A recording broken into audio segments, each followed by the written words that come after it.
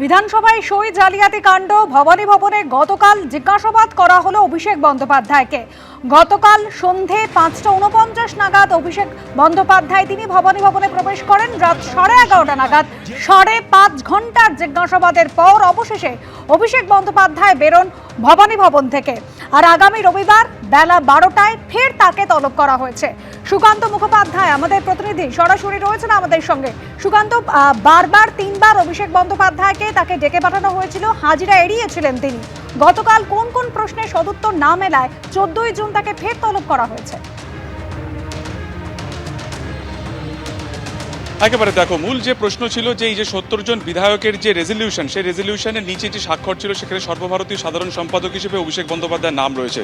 কিন্তু এক্ষেত্রে দাঁড়িয়ে প্রশ্ন হচ্ছে যে যেহেতু অভিযোগ উঠেছে যে সেখানকার 3 জন যে বিধায়ক তারা বিধানসভা সচিবের কাছে কমপ্লেন করেছিলেন যে তাদের অনুপস্থিতিতেই তাদের স্বাক্ষর নেওয়া হয়, তাদের অনুপস্থিতি সত্ত্বেও কিন্তু সেখানে স্বাক্ষর সেখানে ছিল।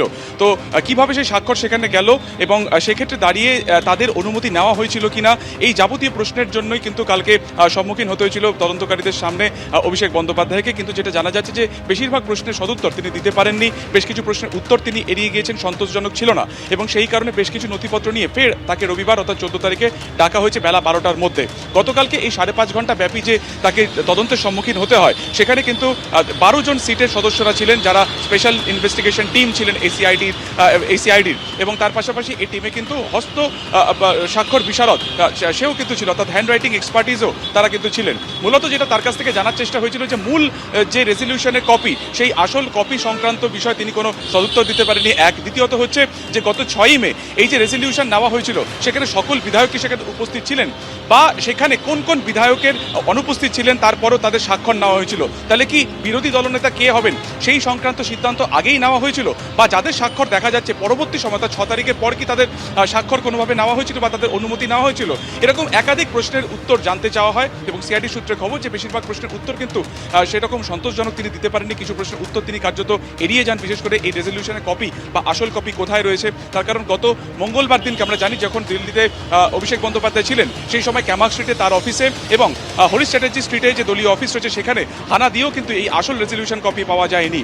এবং গতকালকে কলকাতা হাইকোর্টের নির্দেশের পর তড়িঘড়ি দিল্লি থেকে সরাসরি অভিষেক বন্দ্যোপাধ্যায় প্রথমে বাড়িতে যান এবং সেখান থেকে সিআইডি দপ্তরে বা ভবানী ভবনে যান। কিন্তু সেখানে এই যে 5.5 ঘন্টা ব্যাপী যে জিজ্ঞাসাবাদ, সেখানেও কিন্তু এর সদুত্তর মেলেনি। অর্থাৎ মূলত এই যারা যে সমস্ত বিধায়করা মূলত বলেছিলেন যে তাদের অনুমতি ছাড়াই তাদের স্বাক্ষর ব্যবহার করা হয়েছিল, তো কেন তাদের অনুমতি নেওয়া হয়নি, আগে থেকে কি মনস্থির করা হয়েছিল এবং সেই সিদ্ধান্ত কি চাপিয়ে দেওয়া হয়েছিল কিনা, এই যাবতীয় প্রশ্নের উত্তর কিন্তু জানতে চাওয়া হয়। এবং যেটা তোমাকে বললাম যে বেশিরভাগ প্রশ্নের সন্তোষজনক উত্তর তিনি দিতে পারেননি, কিছু কিছু প্রশ্নের কার্যত তিনি মেজাজও হারিয়ে ফেলেন। শেষমেশ প্রায় 11:20 পর্যন্ত এই জিজ্ঞাসাবাদ পর্ব চলে, তার বয়ান নেওয়া পর্ব চলে, কিন্তু আবারও তাকে রবিবার দিনকে বেলা 12টা নাগাদ অর্থাৎ 14 তারিখ বেলা 12টা নাগাদ ডাকা হয়েছে বেশ কিছু নথিপত্র।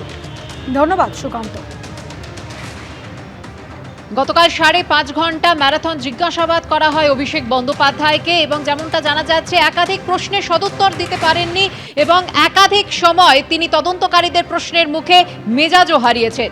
গতকাল রাত তখন 11:30, ভবানী ভবন থেকে বেরোন অভিষেক বন্দ্যোপাধ্যায়। সেই মুহূর্তের ছবি তুলে ধরেছেন আমাদের প্রতিনিধি ঐশী মুখোপাধ্যায়।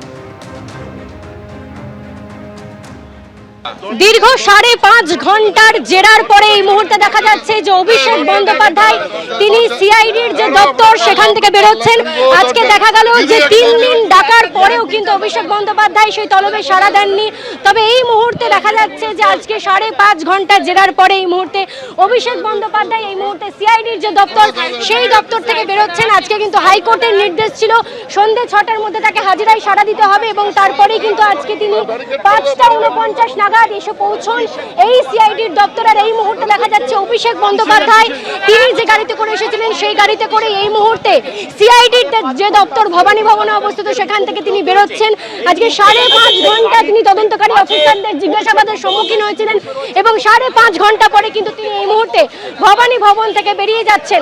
আজকে তাকে তলব করা হয়েছিল এবং তারই সঙ্গে হাইকোর্টের নির্দেশ ছিল যে সন্ধ্যে 6টার মধ্যে অভিষেক বন্দ্যোপাধ্যায়কে সিআইডিতে ভবানী ভবনে যে দপ্তর সেই দপ্তরে এসে জিজ্ঞাসাবাদের মুখোমুখি হতে হবে, এবং সেই মোতাবেক দেখা যায় 5:49 নাগাদ তিনি আসেন এবং সিআইডির যে দপ্তর ভবানী ভবনে সেখানে এসে হাজিরা দেন।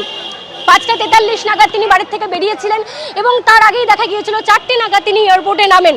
তারপরে বিমানবন্দর থেকে সরাসরি মনে করা হয়েছিল তিনি ভবানী ভবনে যাবেন, কিন্তু তিনি বাড়ি যান। প্রথমে কালীঘাট রোডের বাড়ি থেকে বেরোন 5:43-এ, তারপরে 5:49-এ এসে পৌঁছান ভবানী ভবনের যে সিআইডির দপ্তর, সেখানে প্রথমে তার রেজিস্টারে সই এবং একাধিক যে সমস্ত নথিভুক্তিকরণের প্রসেস সেগুলো সম্পন্ন করা হয় এবং তার পরবর্তীতে 5.5 ঘন্টা জেরার পরে এই মুহূর্তে অভিষেক বন্দ্যোপাধ্যায় তিনি ভবানী ভবন থেকে বেরোলেন, সিআইডির দপ্তর থেকে বেরোলেন। এর আগে দেখা গিয়েছিল যে অভিষেক বন্দ্যোপাধ্যায়কে 3বার সামন করেছিল সিআইডি, কিন্তু তিনি আসেননি। আজকে যখন রক্ষা কবচের মামলার শুনানি চলছিল তখন হাইকোর্ট থেকে সরাসরি জানিয়ে দেওয়া হয় যে তিনি আজকে 6টার মধ্যে হাজিরা না দিলে সেক্ষেত্রে কিন্তু রক্ষা কবচ নিয়ে সংশয় থেকে যাবে। তাই সেক্ষেত্রে দেখা যায় অভিষেক বন্দ্যোপাধ্যায় 5:49 নাগাদ আসেন এবং এই যে ভবানী ভবনের সিআইডির দপ্তর সেখানে এসে হাজিরা দেন। 5.5 ঘন্টা টানা জেরার পরে এই মুহূর্তে অভিষেক বন্দ্যোপাধ্যায় ভবানী ভবন থেকে বেরিয়ে তার বাড়ির উদ্দেশ্যে রওনা দিলেন। ক্যামেরা দিব্যেন্দু সিংহের সঙ্গে মুখোপাধ্যায়, এবিপি আনন্দ, কলকাতা। এবিপি আনন্দ, এগিয়ে থাকে, এগিয়ে রাখে।